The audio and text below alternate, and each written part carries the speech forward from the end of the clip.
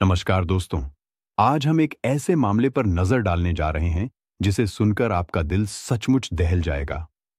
एक ऐसी कहानी जिसमें एक खुशहाल दिखने वाले परिवार के भीतर धीरे धीरे ऐसा तूफान पनप रहा था जिसकी भनक किसी को नहीं थी। ऊपर से सब कुछ बिल्कुल सामान्य, प्यार, पैसा, परिवार, सम्मान, और भीतर एक ऐसा सन्नाटा जिसमें विश्वास, रिश्ते और इंसानियत सब कुछ टूटते चले गए।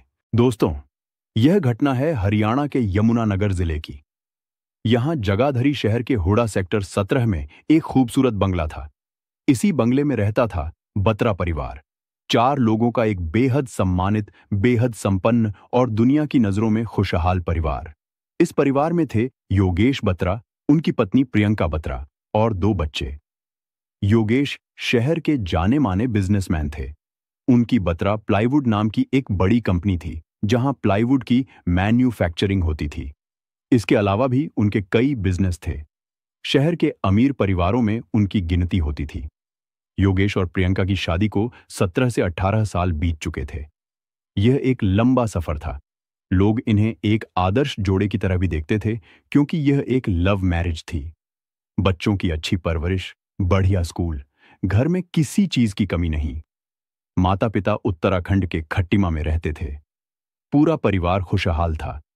किसी ने कभी सपने में भी नहीं सोचा था कि कुछ महीनों बाद इस घर में ऐसी खामोशी फैल जाएगी जिसे सुनकर हर कोई सदमे में आ जाएगा।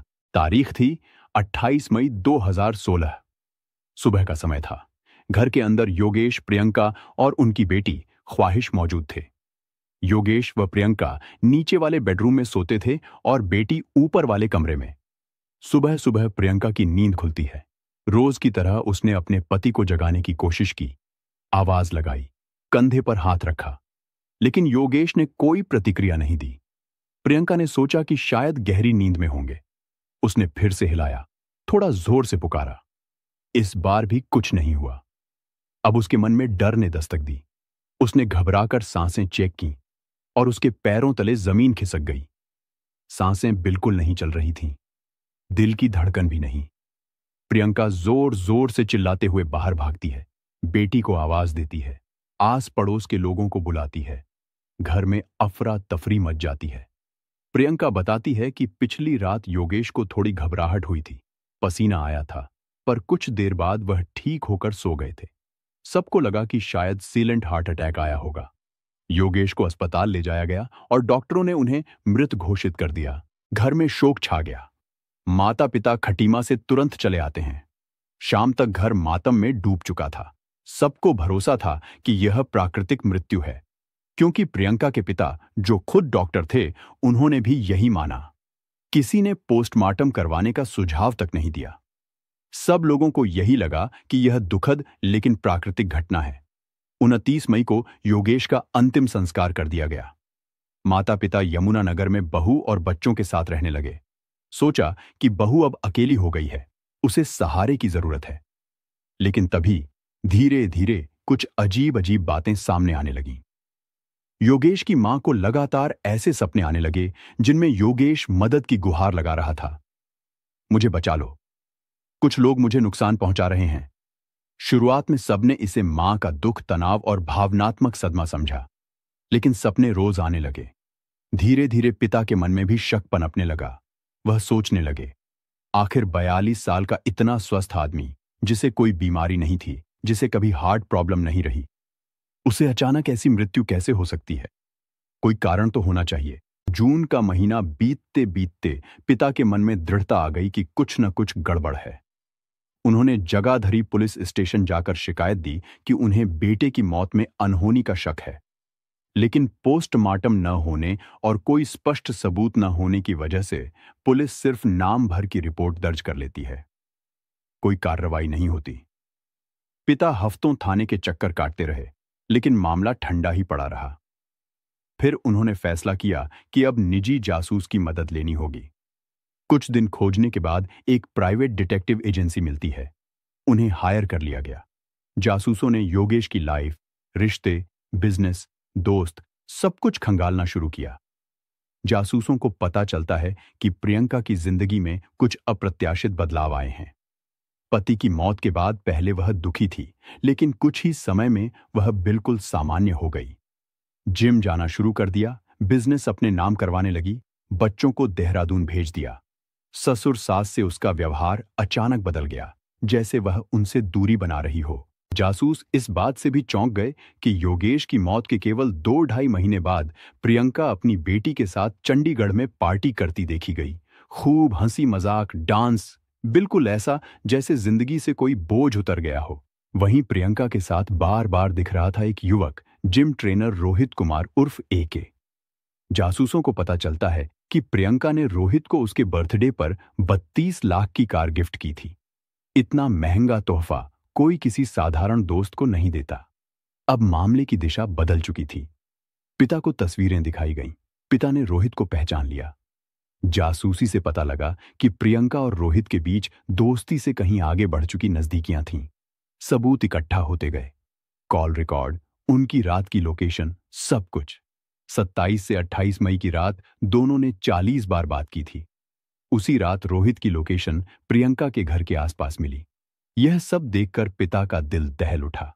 अब पिता सीधे हरियाणा के DGP तक पहुंचे। उन्होंने सबूतों के साथ पूरी कहानी बताई। DGP हैरान रह गए। कैसे इतने बड़े मामले को स्थानीय पुलिस ने नजरअंदाज कर दिया। तुरंत मामला करनाल की SIT को सौंपा गया।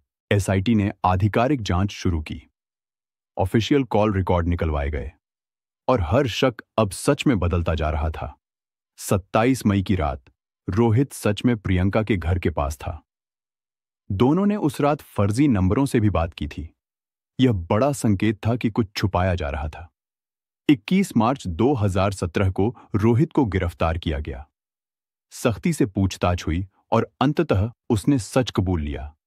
योगेश की मृत्यु प्राकृतिक नहीं थी, उसे खत्म किया गया था। अगले दिन प्रियंका को भी गिरफ्तार किया गया। अब इस कहानी का सबसे दर्दनाक सच सामने आता है। 2015 में जब प्रियंका का वजन बढ़ने लगा, वह जिम ज्वाइन करती है। यहीं उसकी मुलाकात जिम ट्रेनर रोहित से होती है। दोनों में नजदीकियां बढ़ीं और धीरे धीरे यह रिश्ता सीमा पार कर गया। जनवरी 2016 में योगेश ने दोनों को आपत्तिजनक स्थिति में देख लिया।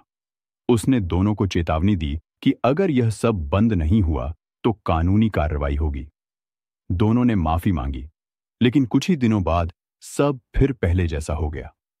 प्रियंका ने योगेश को धमकाया कि अगर उसने किसी को बताया तो वह खुद को नुकसान पहुंचाने का नाटक करेगी और उसे फंसा देगी।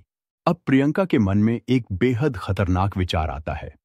वह सोचती है कि अगर योगेश ही नहीं रहेगा तो उसका पूरा साम्राज्य, सब पैसा, सारी प्रॉपर्टी उसी की होगी। रोहित भी उसकी जिंदगी में रहेगा। दोनों ने मिलकर यह घिनौना प्लान बनाया कि योगेश को रास्ते से हटाना होगा। रोहित ने अपने 2 पहचान वालों, सोनू और सतीश को साथ मिलाया। दोनों को 1 लाख रुपए दिए गए। प्लान था कि रात में नींद की दवा देकर और फिर दबाव डालकर योगेश को खत्म किया जाए। 27 मई की रात प्रियंका अपनी इनोवा गाड़ी से रेलवे स्टेशन जाती है। तीनों आदमी वहीं से गाड़ी में बैठते हैं। प्रियंका कहती है कि पीछे का दरवाजा खुला रहेगा। जब वह संकेत देगी, अंदर आ जाना। घर पहुंचते ही सब अपने अपने स्थान पर इंतजार करने लगते हैं। 11 बजे योगेश सो जाता है। जब प्रियंका को यकीन हो गया कि उसकी सांसें धीमी पड़ चुकी हैं और वह गहरी नींद में है, उसने संकेत किया।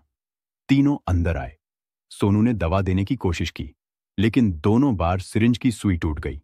प्लान बिगड़ने लगा था। अब प्रियंका कहती है, अब यह सब जान चुका है, इसे जिंदा नहीं छोड़ सकते। इसके बाद तीनों ने दबाव डालकर योगेश को बेहोश कर दिया। कोई खून नहीं, कोई शोर नहीं, ताकि किसी को शक न हो। फिर प्रियंका ने कमरा साफ किया, बिस्तर ठीक किया और सुबह होने का इंतजार करने लगी। सुबह वही नाटक जो उसने सबके सामने किया, रोना, चिल्लाना, हार्ट अटैक की कहानी, और सब लोग उस पर विश्वास कर बैठे। लेकिन दोस्तों, सच की आवाज चाहे कितनी भी धीमी क्यों ना हो, लेकिन वह हमेशा किसी न किसी तरह बाहर निकल ही आती है। कभी कभी सपनों के जरिए, कभी किसी के अंतकरण की आवाज के जरिए, और कभी उस इंसान की पुकार के जरिए जो अब इस दुनिया में नहीं है। अगर उस बुजुर्ग माँ बाप का संदेह, हिम्मत और लगातार की गई कोशिशें न होती तो शायद यह सच कभी सामने नहीं आता। आखिरकार अदालत में विस्तृत जांच, गवाहों के बयान, कॉल रिकॉर्ड, लोकेशन, जासूसी सबूत, सब ने मिलकर इस केस की सच्चाई उजागर की। इस केस ने पूरे देश को हिलाकर रख दिया कि कैसे बाहरी चमक दमक के पीछे कभी-कभी ऐसी दरारें छिपी होती हैं जिनकी गहराई का अंदाजा लगाना भी मुश्किल होता है। दोस्तों, इस मामले से हमें यह सीख मिलती है कि किसी परिवार की बाहरी खुशहाली देखकर उसके अंदर की स्थिति का अंदाजा नहीं लगाया जा सकता। रिश्ते जब टूटते हैं तो आवाज बाहर नहीं आती, पर असर जिंदगी भर रहता है। किसी भी समस्या का समाधान बातचीत, समझ और आपसी सम्मान से होता है, छल कपट से नहीं। और अपराध करके कभी कोई सुख, शांति या प्यार नहीं पाया जा सकता। धन्यवाद दोस्तों, आपने अंत तक सुना।